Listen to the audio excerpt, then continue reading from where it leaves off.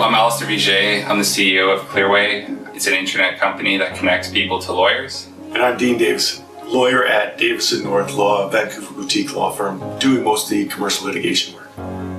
So I just got served with a notice of civil claim about 2 months ago. And I was going through a lot of family stuff at the time, and I just kind of put it down and I forgot about it for a while. And now I'm being threatened with something called a default judgment, and I have no idea what that is. Okay.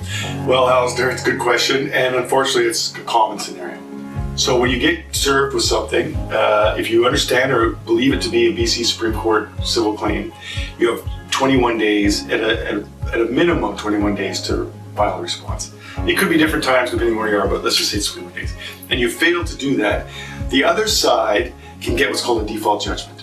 And that effectively means if you don't file a response, which you have to do a similar document, you can find that online, you have to complete it, you have to sign it, and this is without a lawyer, if you do it yourself, file it with the Supreme Court that's in your neighborhood or generally Supreme Court.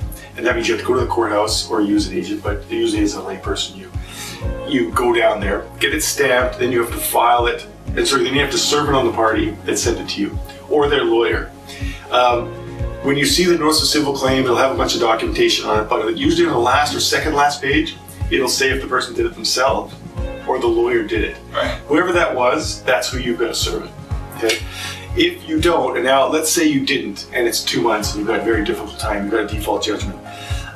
The problem with that is they can not necessarily give you notice. So the lawyer for the other side can actually attend court without you, not even tell you they're going, and get a default judgment for the whole thing.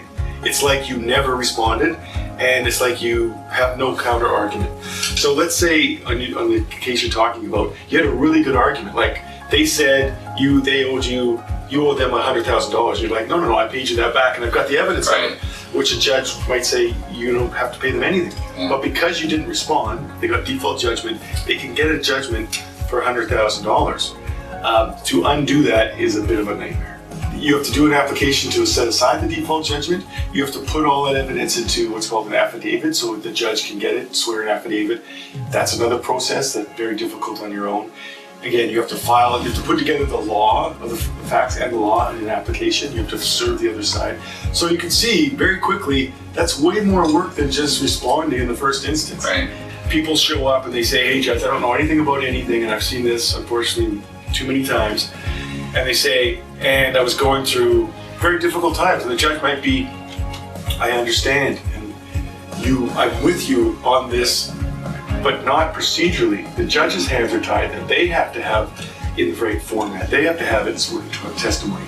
They have to have it in an application so the other side can respond. So if you just show up in court and say, hey judge, help me out, you're gonna get no satisfaction, you're gonna get turned away, and the judgment's out there doing whatever they want to do with it again. So quite serious. Honestly, it's very technical, very difficult to overturn a default judgment as a lawyer even. Right. You have to have good reasons. Sounds like you would have good reasons if you could do that. But it can't be, it was inconvenient.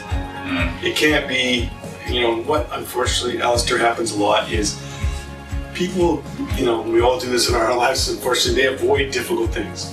Don't let this be one of those things. This becomes way more difficult, way more serious. Deal with it. Get online, Google what you do when you get a notice of civil claim, but don't let it sit. Yeah, makes sense.